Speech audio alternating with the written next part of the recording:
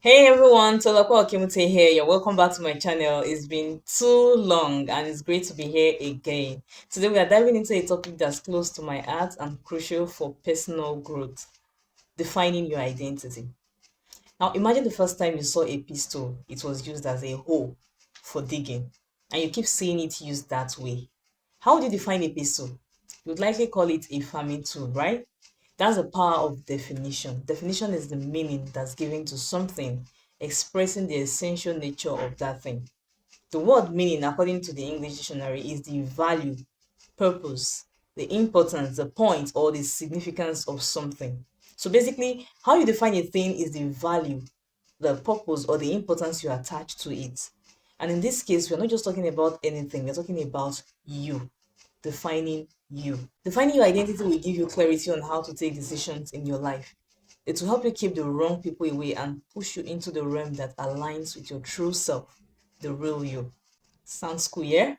Well, stick around because by the end of this video, you will understand how your identity determines the quality of your life and how to carve out your identity.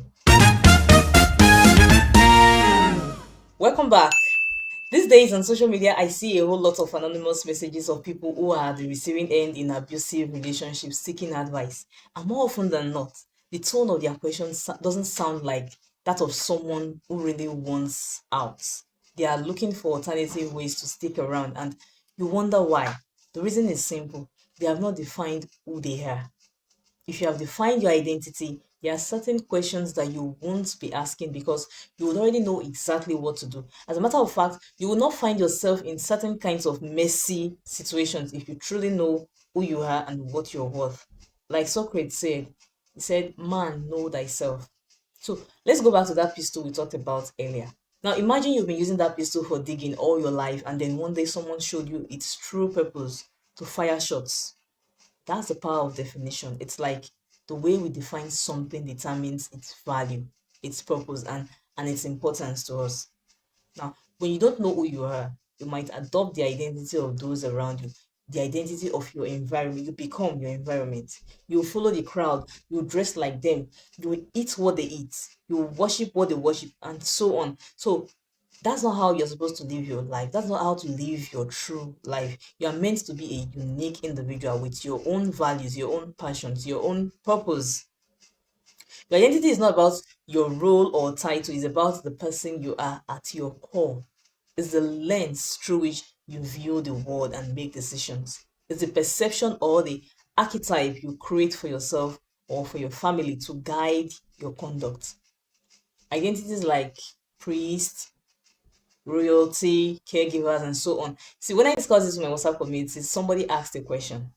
And by the way, if you're not a member of my WhatsApp community, you are missing out. Use the link in the description to join us. And if you're enjoying this video, don't forget to subscribe. So someone laughed and said, royalty without money? How can you tell a child that he is a king when he eats on the floor? Now, this is where the problem begins. Money does not define you. A lot of people limit themselves and never achieve anything because they believe there must be adequate money available before they get started on what they're supposed to be doing. It's not true. Money is a tool that meets you on your way towards the life you envision. Defining your identity means taking out some quiet time to find out what's important to you, your values, figuring out the principles that are not negotiable in your life, and then deciding to live playing by those rules all the time. Royalty, for instance, is a spiritual realm. It's not some title that is bought with money as politicians do these days. If I identify as a royalty, I know there are places that I shouldn't be because it's not a gathering for noble personalities. I know there are certain kinds of people that I should not mingle with because their mission is to strip me of my crown. I know there are certain conversations that I shouldn't be having because I know it is not befitting of royalties to talk that way. I know there are certain drinks that I should not be taking because it is not for kings to be alcoholics. All these are everyday behaviors that you do not need money to practice. And all you need is just self awareness, knowing who you are and what your presence carries. And if you're a parent, it will guide you on how to carry yourself as a king's mother or father, how you raise your prince or your princesses.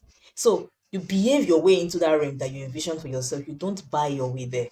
And these behaviors come, they become a culture in our homes as they are ingrained in your day-to-day activities. If you're a Christian, you'll be familiar with these characters I'm about to mention.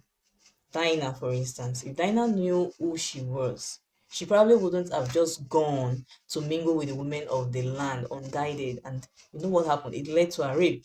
If Samson truly understood the power of his identity, he would have probably made a better choice of a partner that wouldn't have destroyed him. On the other hand, Daniel understood his identity, and that was why, though he was a captive in a strange land, he insisted on the kind of food he was going to eat. He carried his identity with him to the strange land, and it didn't take long before he stood out among other captives. And you know how the story goes. He rose to become a leader, a ruler over province in that land. So, what about his friends, Shadrach, Meshach, and Abednego? They also knew who they were, and they maintained that they bowed to no God besides the one that they serve. You get it? There are several other cases of young men and women in the Bible who identified their worth and they behaved their way into the positions that they finally held. Queen Esther is also one of them. So none of these people needed money to be themselves. So whatever you have set your mind to be will guide you. It will guide the way you treat yourself, and it will also guide how you let other people treat you. So basically, you know yourself to grow yourself. Now, quickly before I go, I'll share 5 steps to find your identity, whether as an individual or as a family. 1. Reflect on yourself. Self-reflection involves you asking yourself deep questions about your values and your beliefs, like what are those standards of behavior that you love? If you can't figure it out immediately, it's okay. Sometimes we are so fixated on the negatives around us that we can barely envision the positives that we actually want to see. So we can actually start from there. We can start from those negatives that you can only see right now. So one of those things that turn you off, those things that really get you upset, like cheating, pride, arrogance, the victim mentality, narcissism, lies, immodesty, responsibility, cowardice, whatever it is that turns you off that you don't like when you see people acting that way, it kind of makes you angry. Write them down. Now, after writing those things down, write down the opposite traits that you would rather live by. Okay?